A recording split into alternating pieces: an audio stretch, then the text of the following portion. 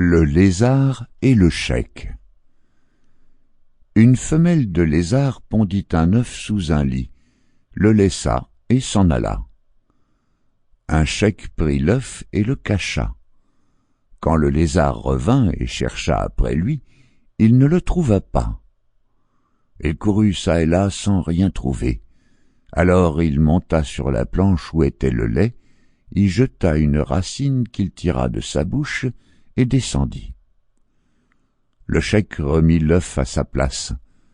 Quand le lézard le retrouva, il y grimpa de nouveau, plongea sa tête dans le lait, retira la racine, descendit et retourna vers son œuf.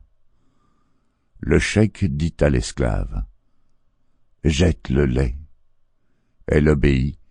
2 chiens s'approchèrent, en burent et moururent.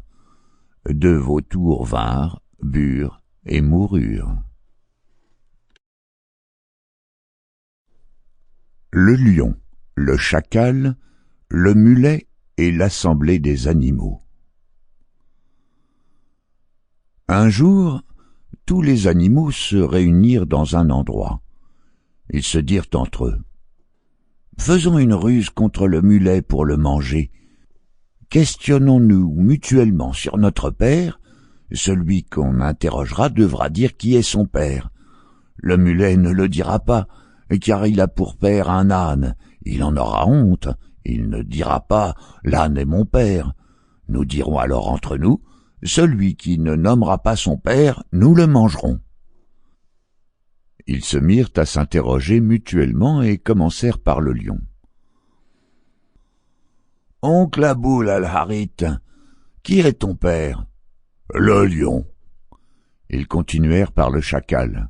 « Mohand, qui est ton père? »« Le chacal. » Ils passèrent à l'âne. « Qui est ton père? »« L'âne. » Puis au bœuf. « Qui est ton père? » Le bœuf. Puis au cheval. « Qui est ton père? » Le cheval. Ils arrivèrent au mulet. « Qui est ton père? » Le cheval est mon oncle maternel. Ils se mirent à rire, le laissèrent et passèrent aux autres. Ils firent la même question au hérisson, à la tortue, à la hyène, à la fouine, au renard, au lévrier, aux sangliers et aux chiens qui tous firent une réponse semblable. Quand ils eurent fini, ils revinrent au mulet et lui dirent: « Allons, mulet, dis-nous qui est ton père. »